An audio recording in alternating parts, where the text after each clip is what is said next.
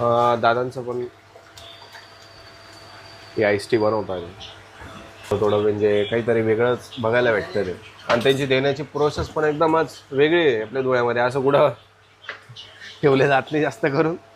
तर आज मंडेच ऍक्च्युली तुम्हाला गर्दी दिसत नाही इकडे, कारण की आमचं मंडेला सुट्टी असते जास्त करून. आम्हाला फक्त टेस्ट करायला आलं आम्ही आज. मंडेला खरंच सुट्टी असते आम्हाला, म्हणून आम्हाला आज हे झालेलं आहे. जसं चिकन सॅलड आहे आता कस्टमर चिकन सॅलड हे पण खूप सलाड फेमस आहे. बघायला पण एकदम असं इंटरेस्टिंग वाटतंय ते. हा सुगंध पण भारी येतो त्यांना त्याला खूप बघून. आवडतं ते सॅलड. मध्ये मध्ये अजून थोडासा दादांचं कसं सेटअप आहे ते पण बघू आपण.